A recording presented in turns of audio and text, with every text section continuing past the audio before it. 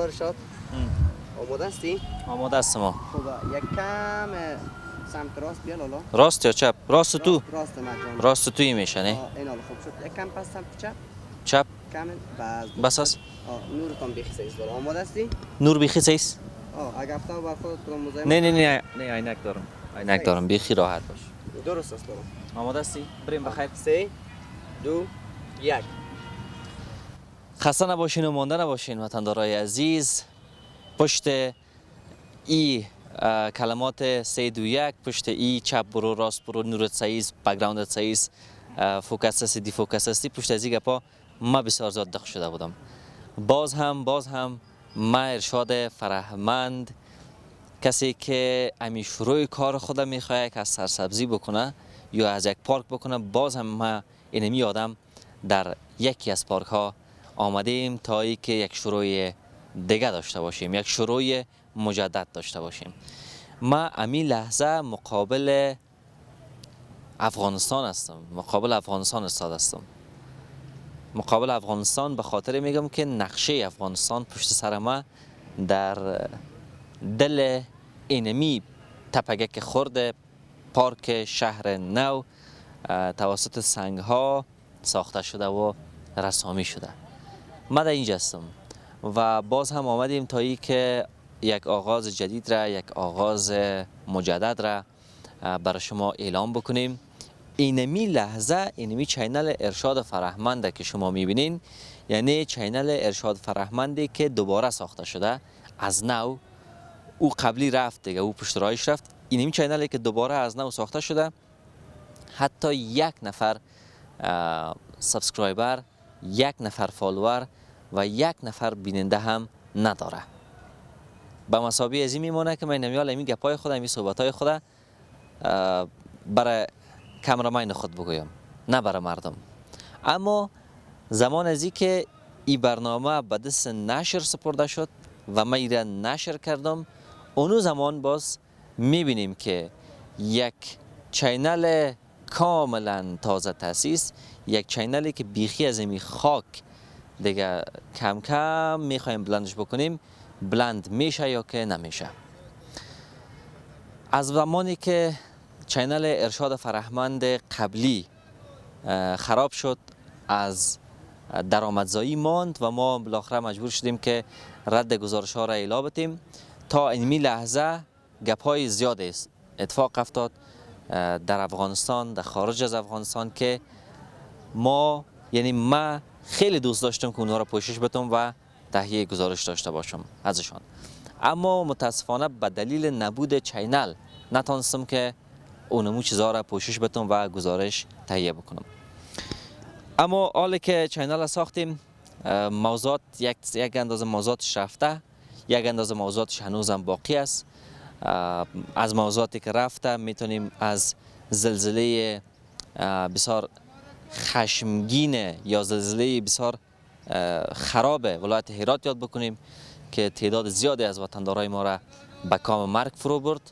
و البته که من در ارتباط به زلزله هرات یک پیام بسیار مفصل نوشته کردم، من او نشر کردم. از تمام یوتیوبران، از تمام خبرنگاران، رسانه ها خواستم که به هرات برن و اونجا از وضعیت مردم گزارش تهیه بکنن. از تمام نهادهای خیریه خواستم که به هرات برن و کمک رسانی بکنن بر از او مردم، و از حکومت سرپرست خواستم که زمینه تهیه گزارش ها برای گزارشگران و زمینه ارسال کمک ها به کمک رسانان را فراهم بکنه.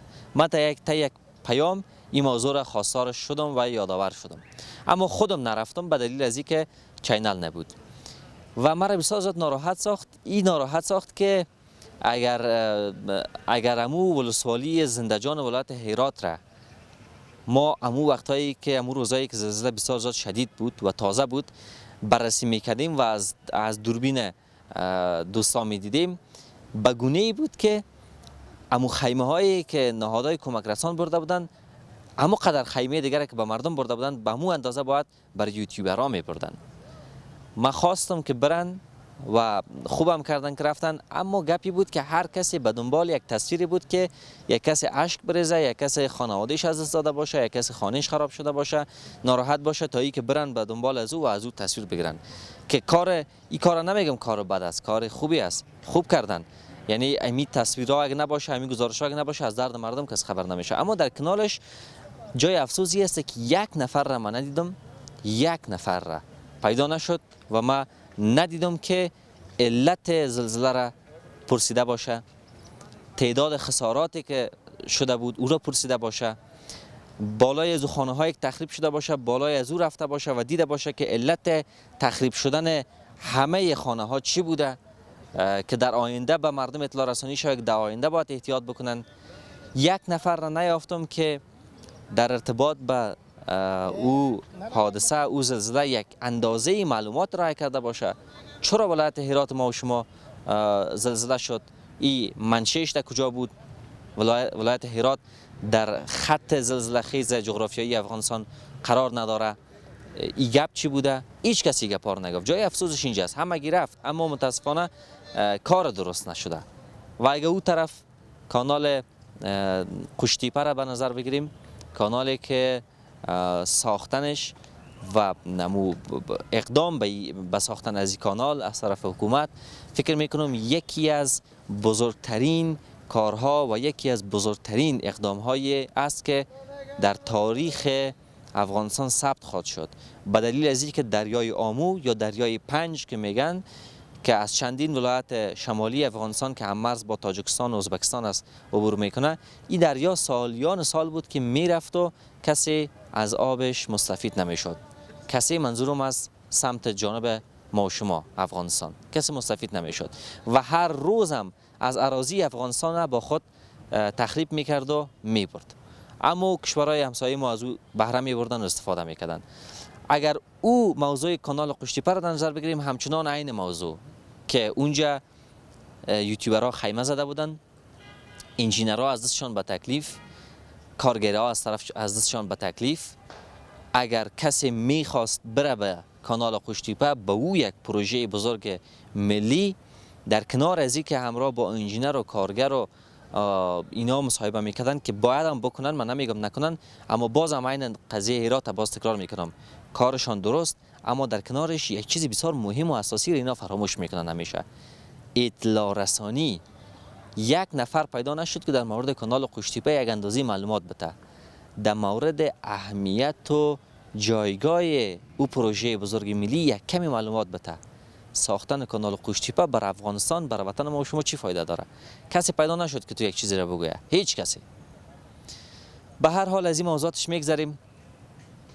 خداوند خیر بده کسایی را که ما چندین جای است یا چندین برنامه است که ازشان نام نمیبرم، اما به گونه‌ای ازشان یاد میکنم. انشالله روزی هم برسه که من از اونا یادم بکنم و نام گرفته بگیرم، اما فعلا بازم ازشان نام نمیبرم، فقط یاد میکنم. خداوند خیر بده علمداران واقعی گزارش های اجتماعی را، و اکثریت شما میشناسینشان که کیا هم هستن، منظور من خود من نیستم، کسای دیگه که هستن. خداوند اونا را خیر بده. ما همیشه تعقیبشان میکنم، کسایی که درست کار میکنن اونا را خداوند خیر بده که بتانن از این رقم موضوعات هم گزارش تهیه بکنن، تا ای که ما حداقل یک چیزی پیدا بکنیم از گزارش.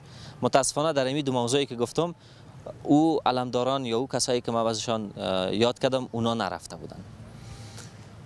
و حالا که من این چینل را ساختم به خواست بسیار زیاد مردم ساختم، بسیار زیاد کامنت آمد، بسیار زیاد، ببخشید کامنت نه، ایمیل و پیام آمد در واتساپ و در جاها که بالاخره دوباره پس حداقل یک چینل دیگه جور بکو و گزارش ها را ادامه بده.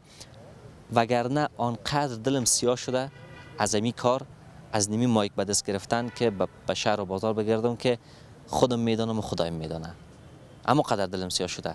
اما گفتن که باید بیاییم دوباره ادامه بدیم و پیش بریم، گزارش تهیه بکنیم، گزارش های اجتماعی، یگان موضوعات چی میگن پیش بینی ناشده ای که پیش میاد، مثل زلزله، مثل خدا ناخواسته یگان اتفاقات بد دیگه ای که رخ میده در شهر و محیط ما حول ما، از اونا اینمی موضوعات در کل پوشش بدیم در قالب گزارش های اجتماعی و گزارش های شهری و بر شما تقدیم بکنیم. این خواست مردم بوده، خواست کسایی بوده که در همین قدر سالها کارهای مرتقب میکردن، گزارش های مرتقب میکردن و اندک شناختی که دارم از طریق اون گزارش ها مرا میشناسن و خواست از اونا بود که بیاییم باید این کارا بکنیم.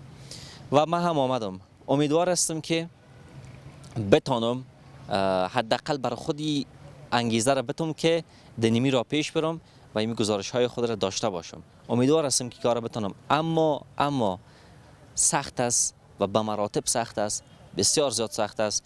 یک اندازه کم میلی و کم علاقگی مردم نسبت به گزارش ها، حتی امو علمدارایی که ما براتون گفتم، حتی اونا هم از این شکایت دارن، از این حالت شکایت میکنن. یک اندازه شرایط سخت که یوتیوب روز به روز اضافه کرده میره در قانون و قواعد خود، یک اندازه شرایط کاملا نابسامان اینمی مسلک که دمی شو روز است، این موضوعات روی هم رفته کلش جمع شده تا ای که ادامه اینمی کار را یا ادامه اینمی گزارش ساختن را سخت‌تر بسازه. برای همگی آرزوی موفقیت میکنم، برای همگی آرزوی سلامتی میکنم. اگر ما چند کلمه پیش از در شروع از صحبت هایم گفتم در ارتباط با یوتیوبران، هدف ما این نبوده که کسی فعالیت نکنه در یوتیوب.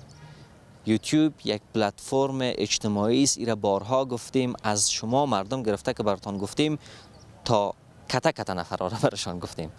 این یک پلتفرم اجتماعی است، هر کسی اجازه داره که در اینجا فعالیت بکنه. هر کسی فکر بکنین که یک صفحه فیسبوک است، هر کسی میتونه که یک صفحه فیسبوک داشته باشه. اما بیاین فعالیت بکنین، ولی این قسم نشه که یکی را از شنگ کوکش کو، یکی را کاکا، یکی را ماما، یکی را خاله و بیارش در بین شار مای که به دستش بته و بگو که برو گزارش تهیه بکن. گزارش از نامش پیداست، از کلمهش پیداست، از امو حروفش پیداست که گزارش یعنی چی. حداقل فعالیت بکنین، ولی فعالیتتان در یک چارچوکات و در یک چارچوب باشه. خب این افغانستانی که پشت سر ما میبینین، این مقه گپایی که براتون گفتم کل از گپا دینیم افغانستان شده. کل از گپا دینیم افغانستان شده. این افغانستانه میبینینشه خورد است، نه چقدر خورد است. کل گپا دینیم افغانستان شده، دیم ولایات افغانستان این گپا شده که دل ما را درد داده. نه اما وطن ماست، وطندارای ماست دیگه. کوشش ما هم بمیو باشه که خوب و خوبتر شون، بهتر و بهتر شوه کلگی و کوشش همگی هم باشه. می رقم دیگه چینل ارشاد فرهمند را ساختیم، تعقیبش بکنین، سابسکرایبش بکنین، ادامه میتیم انشالله بخیر. آرام دوباره پس گزارش ها را سرسامان میتیم، با امید از که پس دوباره بتونیم یک جایگاه ای چینل را در یک جایگاه برسانیم. سر چینل های قبلی خیلی زحمت کشیدیم، بسیار زیاد امیدوار هستیم که سر از هم زحمت بکشیم و زحمت های ما هدر نره و بتونیم میره به یک جایگاه برسانیم.